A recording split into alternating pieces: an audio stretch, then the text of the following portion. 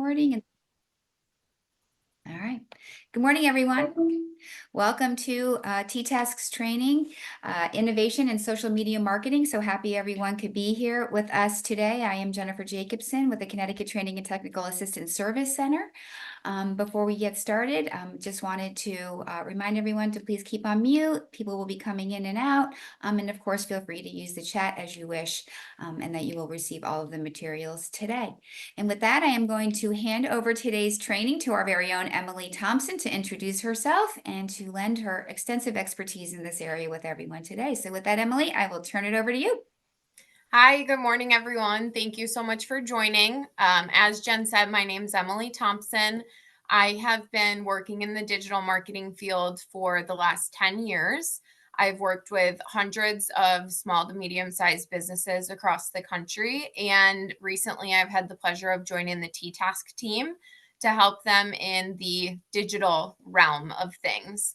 So I'm excited to go over some tools and tactics that you can use in your prevention work. And as Jen said, feel free to ask any questions throughout the presentation, and I will get started. We have a lot to cover today.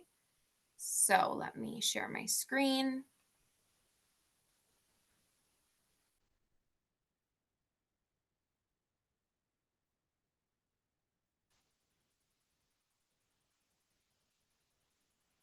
All right.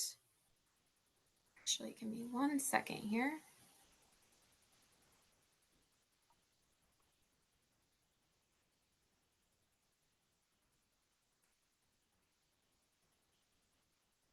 All right. Can everyone see the presentation okay?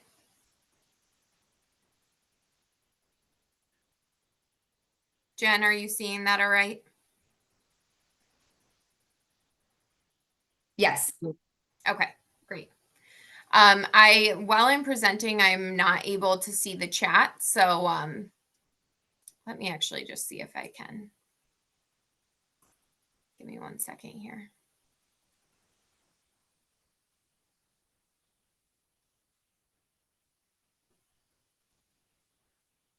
Okay, there we go. Still seeing the presentation okay? All right, awesome.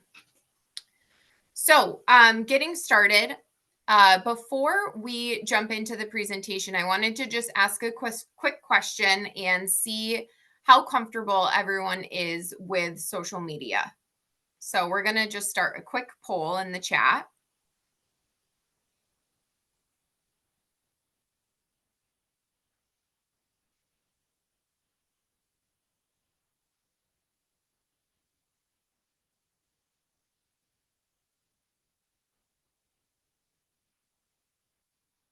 All right, awesome. Answers are still coming in, and it looks like everyone's done. Perfect. So most people somewhat comfortable. You post occasionally, but you're looking for some tips. We've got some people who are very comfortable, which is great. Hopefully, I'm going to be able to provide some additional tips for you today. Awesome. So jumping into everything, social media is one of the most powerful tools that we have available in prevention. It's really important for meeting people where they are. Most users are already online, which we'll talk about today. So it gives you the opportunity to raise awareness, share resources, promote healthy behaviors. Today, we're going to be talking about developing a content strategy, making sure it's aligned with your prevention goals. We'll go over creating engaging and effective posts, understanding best practices when it comes to posting frequency, content types, platform-specific engagement, navigate through common challenges, and then also analyze the performance of your campaigns so you can always continue to improve. As I sent in my email yesterday, you will need to create an account on our learning management system in order to receive your CEUs and credit for attending this training. So I'm just going to put the link in the chat here. If you haven't created an account on our learning management. Oh, I lost you, Emily. Oh. Okay, give me I got you back. Okay, perfect. So sorry about that. Of course, we had no technical issues in the practice, but So again, please create an account. You will receive an email asking you to confirm your account, and then you'll be able to sign in. We'll talk about it again at the end of the presentation as well. So jumping in, why social media matters. Again, this is important for meeting people where they are. I've included some quick data points. In 2025, there's an estimated 5.42 billion users on social media worldwide, excuse me. In the US, around 72% of adults report using at least one social media platform, and nearly 50% of them are actually using it to get their news. 81% of parents with teens aged 13 to 17 report that their child has at least one social media site, and 35% of teens say they use social media almost constantly. So again, it's important to make sure we're utilizing these tools where people are already getting their information. And when it comes to that, it's important to make sure that you're using the right platform. So there's a lot of different platforms that you can choose from Facebook, Instagram, TikTok, LinkedIn, X, formerly known as Twitter, and YouTube. Today, we're going to talk primarily about Facebook and Instagram. As you can see here over on the graph, those are two of the most popular platforms that are being used today. YouTube is used the most frequently. That is used for longer form videos, educational series, things like this training. So we're going to talk specifically about Facebook and Instagram, which are really geared towards building community, visual storytelling, and getting your message out there. A couple of things before jumping in. Professional pages versus business pages. So a professional account, this is for an individual, a prevention professional. If you are looking to share content on your personal page, I do highly recommend switching your page from a just personal Facebook page or personal Instagram page to a professional page. There's a couple of benefits to this. You will get access to specific insights to tell you how your post is performing. Something to keep in mind with a professional page, if you do switch to that, your page will become public, meaning that anyone will be able to see your page without sending you a friend request. That being said, when you're sharing content on a professional page, you can choose whether that content is only going to your friends that you have added to your page, your friends or family members, or if it is going to be public content. So again, there are some benefits to using a professional account. You'll just want to be aware that your page will then become public. For a coalition or organization, a business page is what you're going to want to use.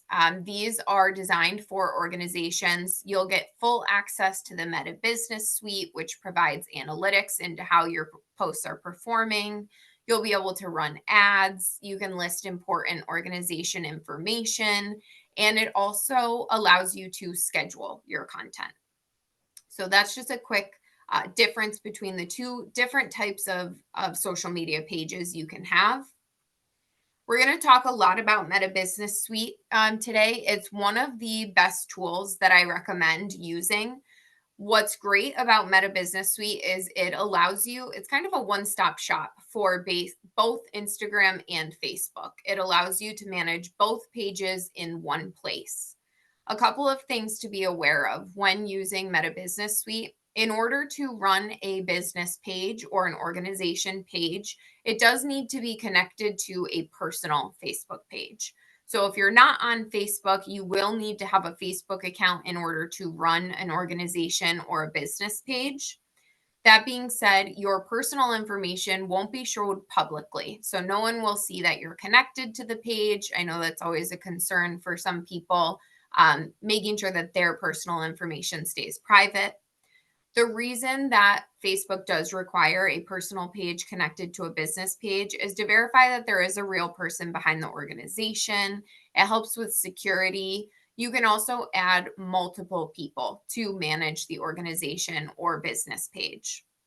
A couple of tips and tricks. If you are creating a business page or an organization page, I highly recommend creating a dummy Facebook account or a new Facebook account that will be connected to that business page. that is owned by someone at the coalition. One of the biggest hurdles that I have run into with my clients is an employee has created the Facebook page or the Instagram account. If they leave the organization or leave the coalition, they take that access with them. And it can be very difficult to get back in contact with them to get access to your pages.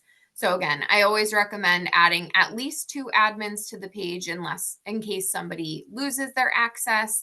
And then also making sure that the coalition or someone owns.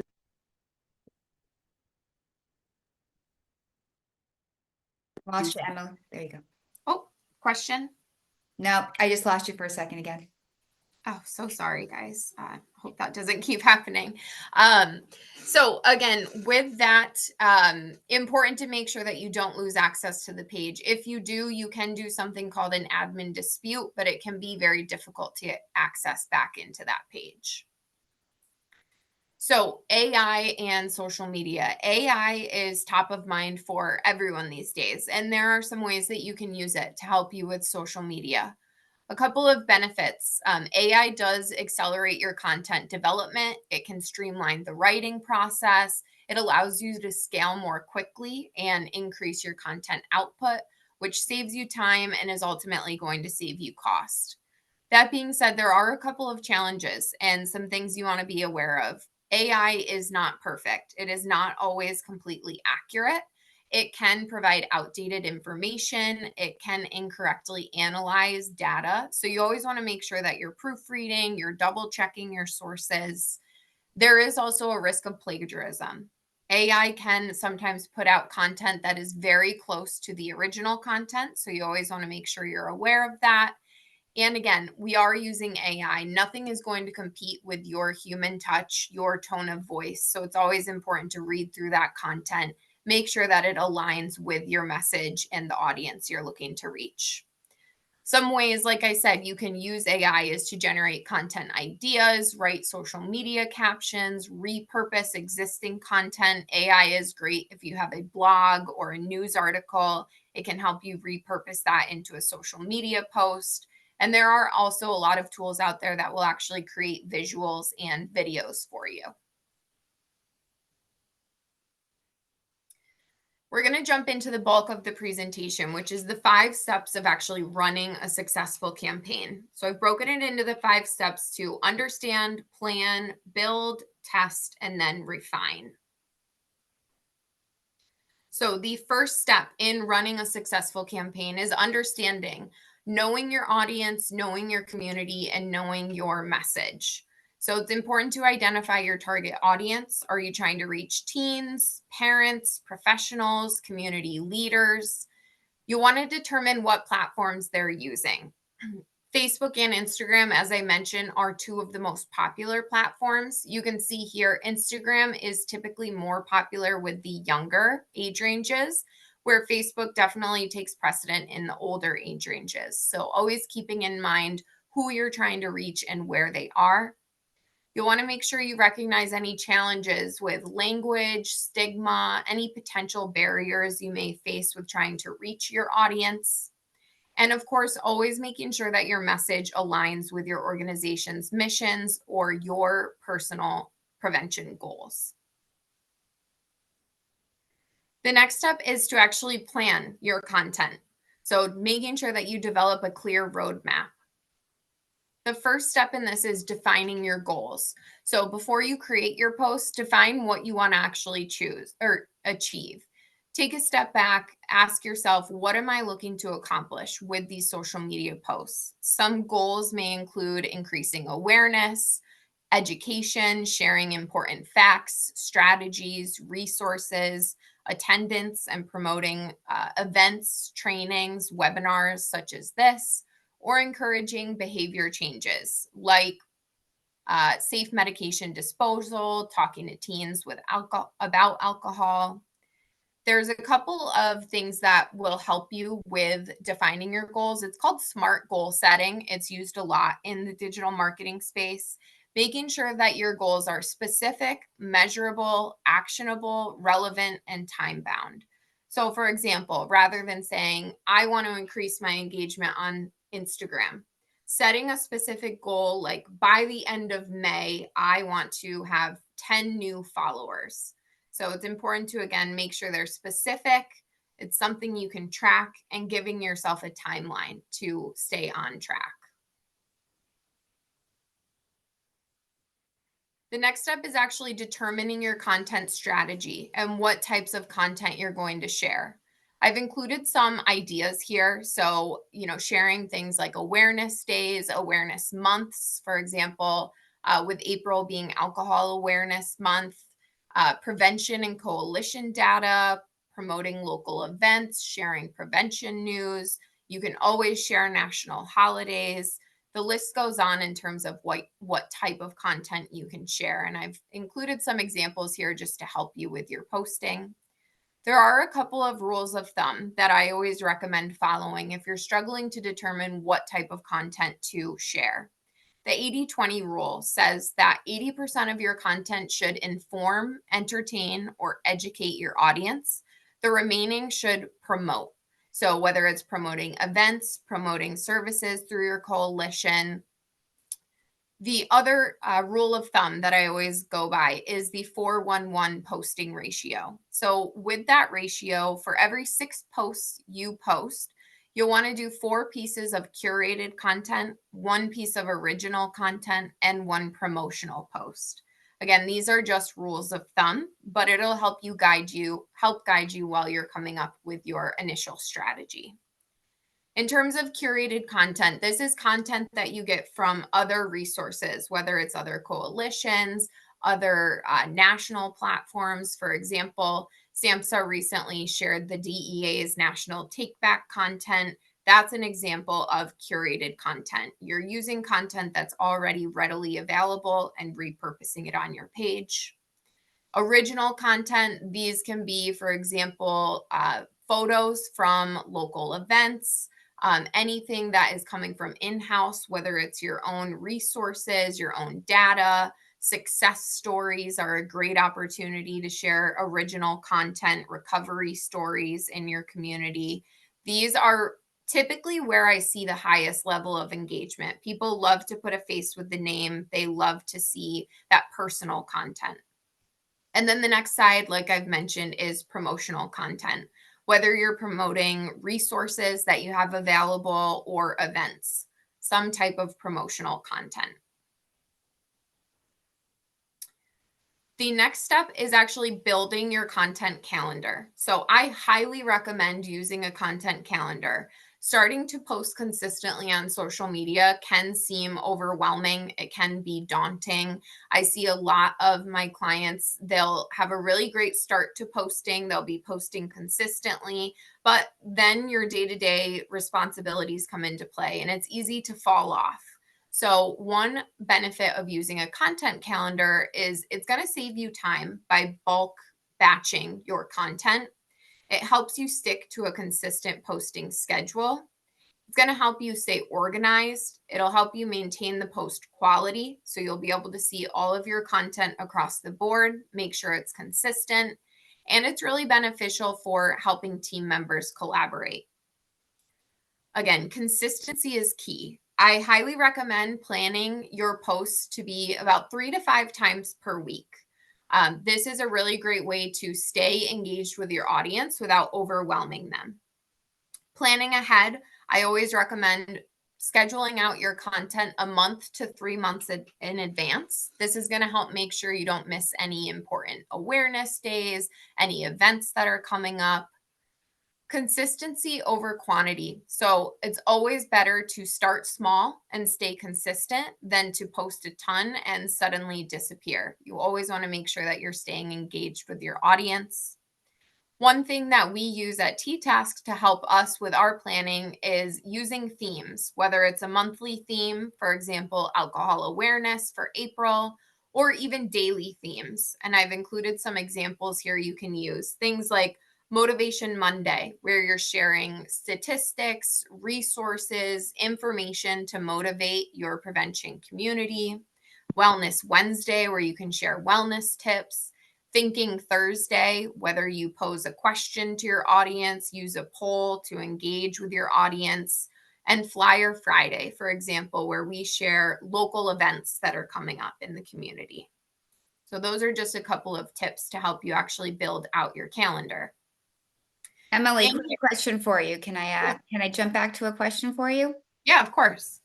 So one of our attendees asked the question on a couple slides ago, if original content gets the most engagement, is there another reason why that's only 1 in the 4:1 ratio? Thank you. Sorry, I missed that question. So great question. The more original content that you can post, the better. The reason that it's a little bit smaller in the ratio is you're not always going to have a ton of original content to post. So this is really just a ratio to help make sure that you're posting consistently. If you have more original content to post multiple times a week, then that's awesome. You should definitely be posting original content. Most clients or organizations that I've worked with, they don't always have a ton of original content to post that frequently. So that's again why you just can kind of use that ratio to help keep you consistent. But the more original content you have, the better. Awesome. So again, a couple of free tools to help you create a content calendar. I personally use Google Sheets. You can also use Google Calendar if you use Google as your email provider. I've included a link in this presentation, which again, you'll receive at the end of this presentation. It is actually a link to the sample content calendar that I use. In there, you'll see there's areas to map out your daily themes, your monthly themes. You can map out your caption, what platforms you're going to post to, any links to content, any notes. I highly recommend using this. You can, once you receive the link, you can just make a copy of it and you can start utilizing it for yourself. Google Sheets is a great way. You can just duplicate the sheet month over month, and it's a great way to house all of your past content as well. Year over year, if you want to look back at content that you've used and see what's worked, you'll have access to all of that. Another great tool is Canva. For anyone who uses Canva, there's a great free option. There's also paid options in Canva. On the free option, they actually provide content calendars. So templates that you can actually download, fill in your own information. They also have their own Canva calendar. And again, I've linked both of those tools in here as well. With the Canva calendar, you can use it in the free version. It's also great for the paid version if you use Canva. Not only can you plan out your posts, you can actually schedule your posts directly through Canva. You can connect it to your Facebook page or your Instagram page, and it's a great way to not only plan, but also schedule those out ahead of time. The last tool is Meta Business Suite. Meta Business Suite, I highly recommend for scheduling your posts out. You can actually put your posts into Meta Business Suite and schedule them ahead of time. You can also use it for your planning. The calendar view does let you see any scheduled posts you have on both Facebook and Instagram at once. Again, Meta Business Suite can't be used with personal pages, but it can be used with business pages. Phase 3. The next phase is to actually build your content. There's just a quick question in here. What is your opinion on AI-powered media management platforms or using the social media tools in Wix?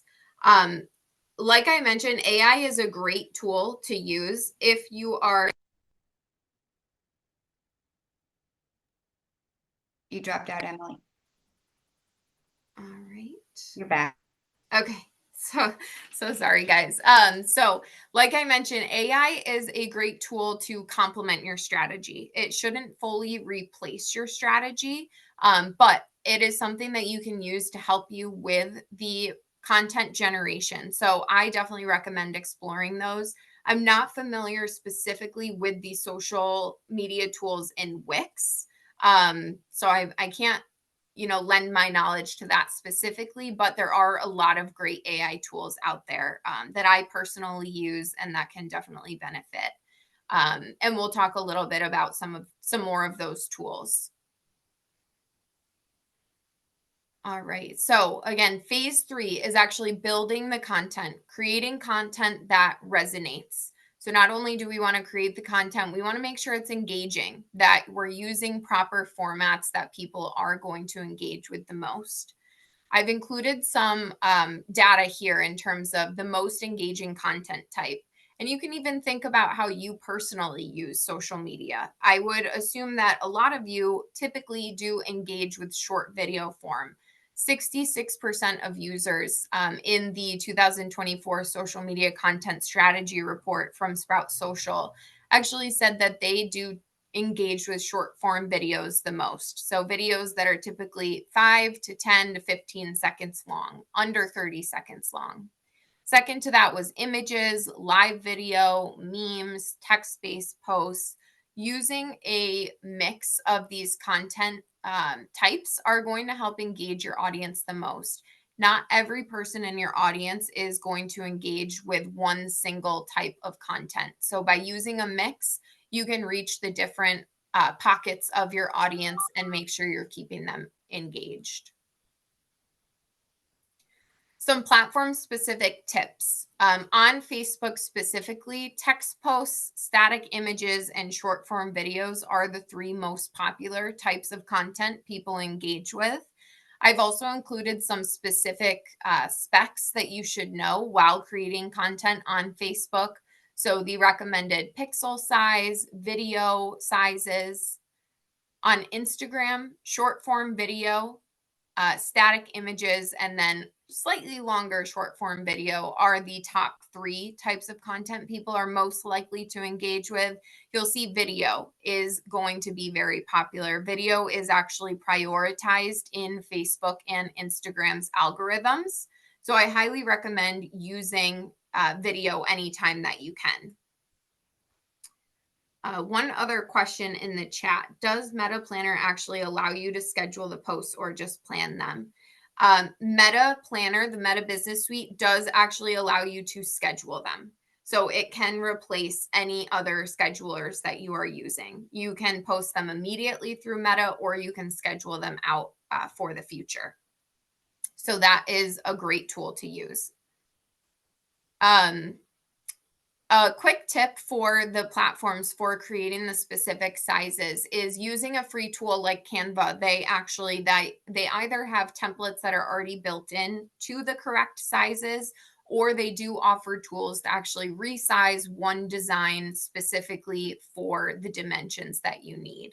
It's a tool that I use all the time when I'm creating content for both Facebook and Instagram. Next is making sure you're using high quality creatives to strengthen your message. First impressions count. I'm sure you guys have all run into a social media post where the photo is blurry, it's not loading properly. You're more likely to continue scrolling if you see that. So some best practices for creating strong creatives is using a clean and consistent color scheme, using your coalition colors, and sticking to them, making sure you're using 2 to 3 main colors and keeping that consistent so that your visuals are professional and recognizable. One thing that's nice in the paid Canva service, you can actually set up something called a brand kit. You can upload your logos, your color scheme, and they're readily available to make sure you're always keeping your content consistent. Again, avoiding blurry images and videos, always using high resolution when possible, and double checking your visuals before you're posting. The last thing is making sure you're keeping your text minimal and easy to read. If you're going to have text on your graphic, using clear, large fonts, and avoid overcrowding graphics so that your message doesn't get lost. A couple of free tools, as I've mentioned throughout. Canva, it's a great tool. It's very user-friendly. They have ready-made templates that are already sized based on the platform. It does have AI built directly into it. You can ask Canva to actually create specific images and videos for you.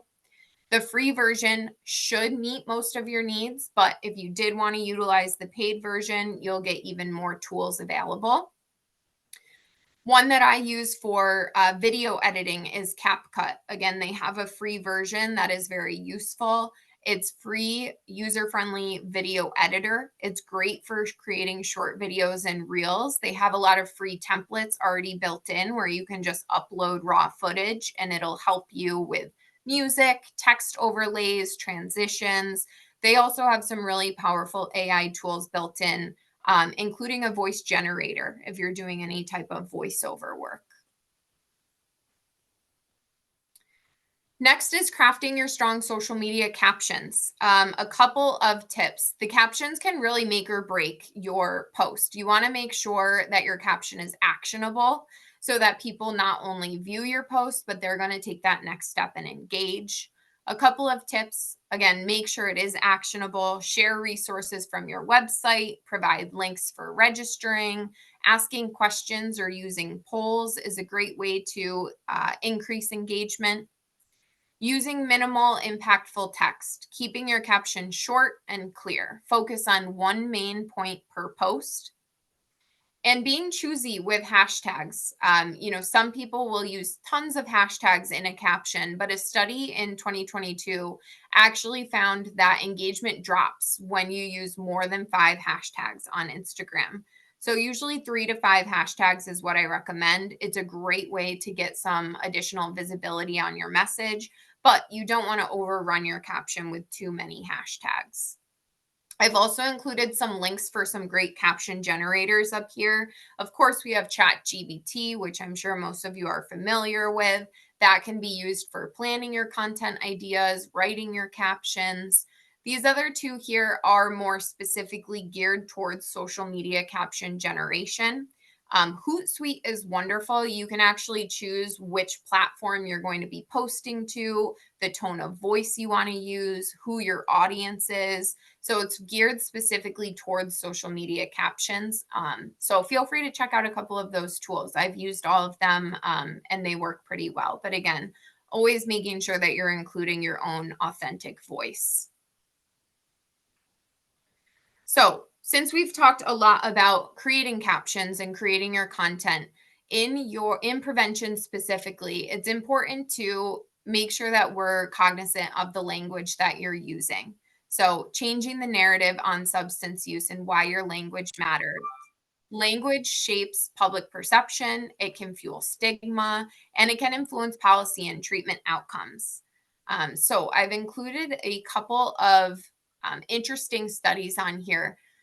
In the impact of stigmatizing language, it does matter to professionals. I've included a link down here to the full presentation if you'd like to read through it, but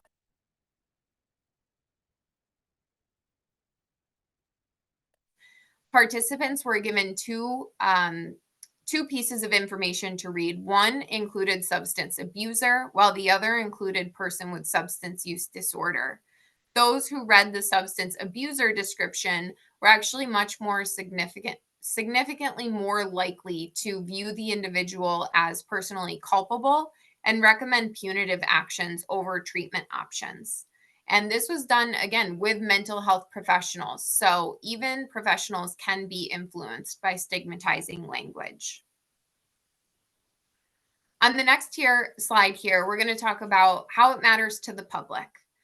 The study was also run on the public with 314 members. Again, some were given the verbiage substance abuser, and the other group was given person with a substance use disorder. Those exposed to the substance abuser label were more likely to suggest punishment rather than treatment and support. So again, just recognizing that your words have impact on how communities and systems respond to people with substance use disorders. On the next slide here, I've included a great checklist, again, linked to the full presentation down here if you want to read more, but some quick tips on how you can make sure you are using recovery-friendly reporting in your social media.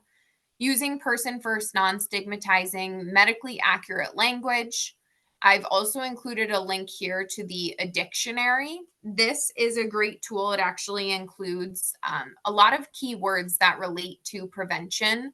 What's nice with these keywords is it will actually alert you if that word is associated with stigma.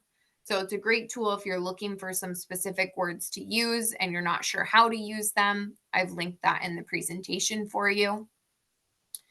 Making sure that when you're reporting on things like methadone and other treatments, you are using medical analogies just as you would with any other type of medical condition. For example, insulin being used for diabetes.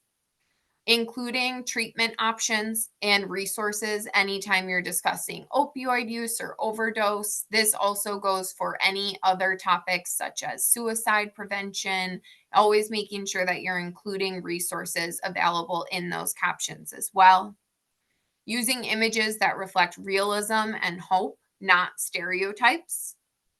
Focusing on a message that is geared around recovery and social functioning, not just addiction. You want to make sure you're balancing your stories of overdose and addiction with recovery from substance use. So, making sure you're focusing on the positive as well. And I've included, I'm sure a lot of you are already aware of some of these resources, but I've just included some quick resources you can include in your content when you're making those types of posts. Here's just a quick example to kind of show you how the media can perpetuate stigma as opposed to promoting recovery. You see the first title, Junkie Junkyard, bloody heroin needles pile up at Manhattan subway station. This very clearly perpetuates stigma. It puts a negative light, as opposed to the next title, overdose deaths on the rise, but recovery hope is available. So again, we understand that prevention work is important, and we want to make sure that we're always promoting recovery and treatment options alongside those. The next step in running a successful social media campaign, this is the fun step. This is where you get to try it out, launch your campaigns, track it, and learn from what's working. One of the best things you can do is just try and continue to take a look at your results and continue to hone in on your strategy. One tool that you can use on here,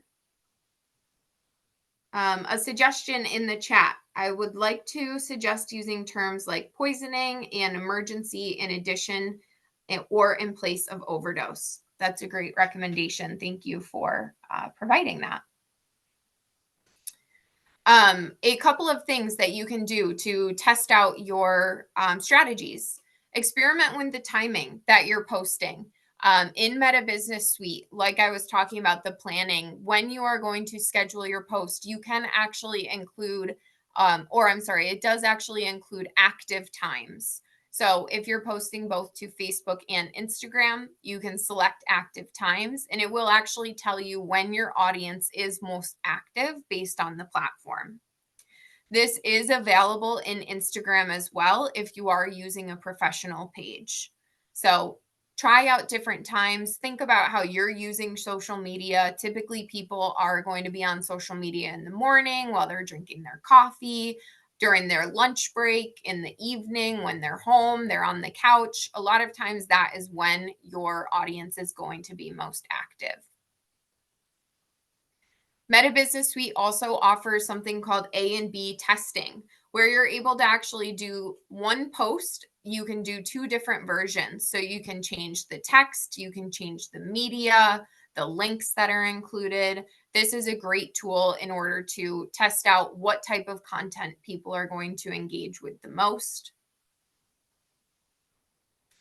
A couple of other options for boosting visibility, utilizing your stories. Stories are a great tool. They show up at the top of the platform, whether it's Facebook or Instagram. Stories stay live for 24 hours. It's a great way to boost visibility. If your post, people are posting all day, it's easy for posts to get lost in the timeline, lost in the algorithm. By posting to your story, it's a great way to make sure that people are seeing it front and center. Another option is actually pinning important posts. You can do this on both Facebook and Instagram. If, for example, you are promoting a training or a time sensitive post, it's a great way to keep that at the top of your profile. So it's the very first post that people see when they come to your page. These are just a couple of tips and tricks. Again, I want you guys to be able to use this as a resource after this training. So a couple of things you can do on Instagram and Facebook to grow your audience and awareness. Sharing your post to your personal page. If you are sharing content on your coalition page, it's great to go onto Facebook with your personal page and share that to your own feed, your own friends. It's an awesome way to get some increased interaction. Including a personal message is a great way to increase engagement. If you're using resources from other organizations, I always recommend tagging them, whether it's in the caption or actually tagging them in the media. This is a great way to A, let them know you're using their content, and B, that also gives them the option to reshare your post and get in front of their followers as well. And asking your team for help, whether it's other coalition members, coworkers, friends, partners, asking them to share your page, asking them to share the post. A collective effort is always going to help increase your reach. On Facebook only, there's a couple of specific tools you can use, like inviting your friends to like your page. It's a great way to send a notification to encourage them to like or follow your page. And inviting engaged users to follow. One really nice thing in Meta Business Suite is you can, if someone has seen your page or your post because they were recommended it through the algorithm and they engaged, but they don't follow your page, you can send a specific notification to those people and actually encourage them to like or follow your page so they can see future posts. If appropriate, I recommend sharing your page or specific posts in local Facebook groups, professional groups, prevention-based communities. This is a great way to get more eyes on your content.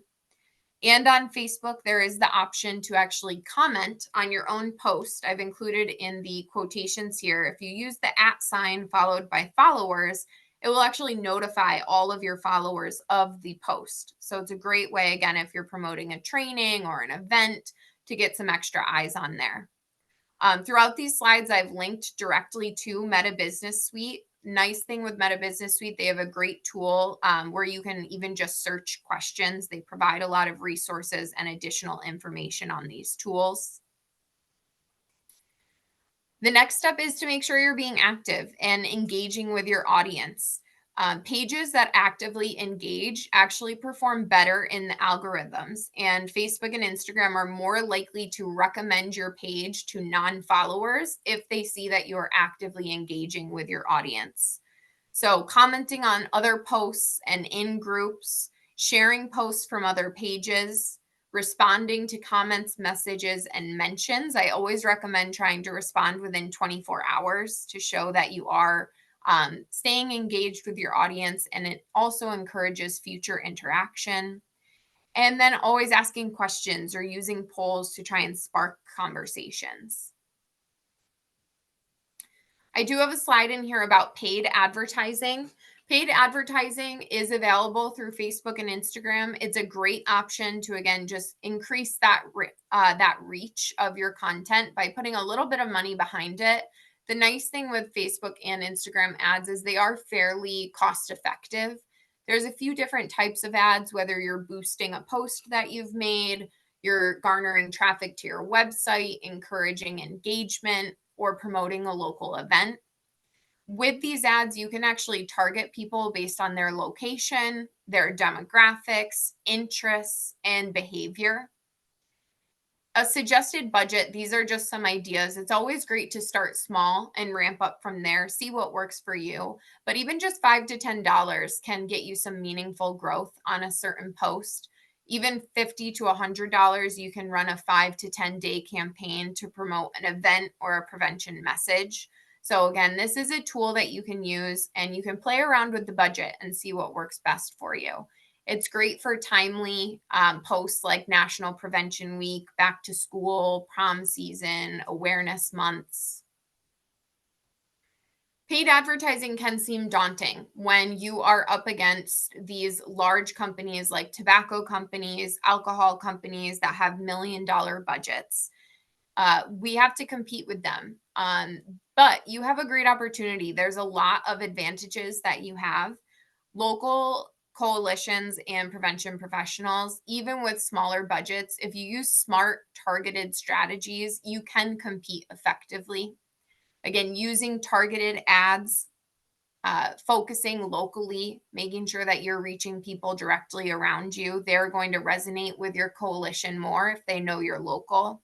You have the opportunity to tell real stories. Personal, authentic content typically will help cut through the flashy ad campaigns that some of these larger companies use. Starting small and testing often, and using retargeting, targeting people who have already been to your website or interacted with your page by sending them invitations to follow your page, providing educational content. You have the opportunity to consistently stay in front of them. The last phase of creating a successful strategy is refining, taking a look at what's worked and continuing to improve upon your results. There's a couple of tools that you can use. Meta Business Suite, again, provides a lot of great insight into your content. Here I've included a screenshot of just a couple of items that they highlight. Things like views, the number of times your content was played or displayed, the reach, how many people actually saw your content, interactions, follows on your page. Link clicks are awesome if you are providing actual resources or links to your website. You can see who not only viewed your content, but took that next step and actually clicked on the resource. And then visits, the number of times your Facebook page or Instagram profile were visited. What's really nice in Meta Business Suite, again, I've linked some additional content down here. You can actually select the time frame that you're looking at. So whether you want to look at the last week, the last month, it will actually do period over period comparisons for you so you can see how you're continuing to trend and improve your content. A couple of other tools. These I could do a full presentation on in itself. So I can't get into a ton of detail here, but if you are interested in learning more about some other tracking tools, feel free to share that feedback at the end of this presentation, and we'll take that into consideration for future trainings. Using things like Google Analytics, this is tracking that you can actually place on your website to see how people are getting to your website, whether they're coming from your social media campaigns, coming from Google. Google Tag Manager is a great tool where you can actually track conversions on your website, how many people called you, sent you an email, where those people actually came from. And Metapixel is another tool provided by Meta that you can install on your website that allows you to track conversions that took place through your paid social media campaigns. The last thing is overcoming common challenges. Again, I know we covered a lot of information today, and it can seem daunting to get started with your social media strategy. So use the tools available, limited time and resources. As we talked about, there's a lot of great AI tools out there like ChatGPT or Canva. Use ready-made templates when applicable to help you save time and stay consistent. Combating public perception. So, combating stigma, again, making sure you're consistently highlighting local successes, positive sides of recovery, focus on empowerment and progress, not just risk and crisis, and platform changes. One of the best things you can do is stay adaptable. Algorithms are always changing. In my field, things are always changing across digital marketing. So I even follow social media blogs. They often send out great blogs and notifications if there are any platform changes or algorithm changes to help you adjust your strategy accordingly. So that was everything I wanted to cover with you today. I know, again, we covered a lot of information. I hope that you feel comfortable using some of these strategies and tools. I know Jen has a quick message to share as well. I'm going to just put the link to our LMS in the chat again. Again, this is what you'll use to create an account. It'll ask a quick couple of questions about your demographics. You'll create an account. It will send a confirmation email asking you to confirm your account. From there, I want to just walk you through this real quick. Once you are in the account, you'll want to come over to course catalog here. You'll select live webinar and trainings, innovation in social media.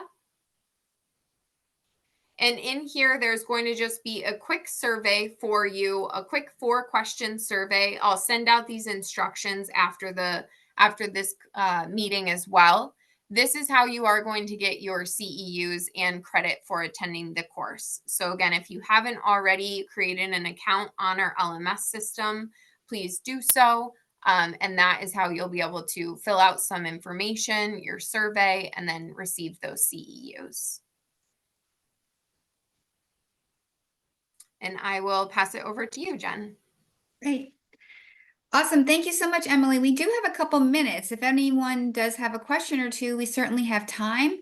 I'm going to be dropping our T-Task evaluation link if you don't mind taking the survey for our reporting purposes. If you don't mind taking that, Emily will also share it out. So the Talent LMS and our Survey Monkey today. But if anyone has a question or two, we have a little bit of time if you would like to. Otherwise, we can save you a few minutes. Anyone have any comments or questions? Yes, feel free. Do I see one hand up? You can just go ahead and unmute. Agnes. Okay, go ahead, Agnes. Nope, that wasn't me. Oh, I thought I saw your hand up there. That's me, Joanna. Hi. Can you hear me? Yes. Okay. So there was a lot of good information here, but they were just mentioned, and I'm like very interested, let's say, about the Meta Business Suite, and I was wondering if there's maybe there could be more trainings like towards those specific tools that we can use, because they sound really good. But I try actually the Business Suite, and it's like it's it's not really friendly. Yeah. Or maybe I'm just not that good. So maybe like about particular tools, maybe there could be further training on those. Yeah, absolutely. That's kind of the feedback we're looking for from this presentation. You know, any specific tools you'd like to learn more about, I could spend an hour or more focusing just on Meta Business Suite. So I'm more than happy to run future trainings. So I encourage you all, as you're filling out that feedback survey on our LMS, provide any of that feedback in terms of what tools you'd like to learn more about. And we can certainly take that into account for future trainings. That would be great. Thank you so much, because I feel like I would want to schedule more posts ahead of time.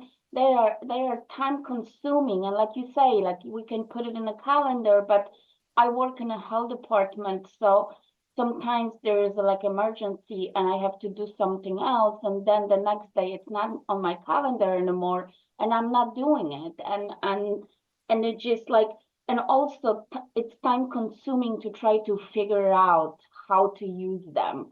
So yeah. So just for the sake of saving time, those training would be wonderful. So thank you so much. Yeah, absolutely. Thank you for that feedback.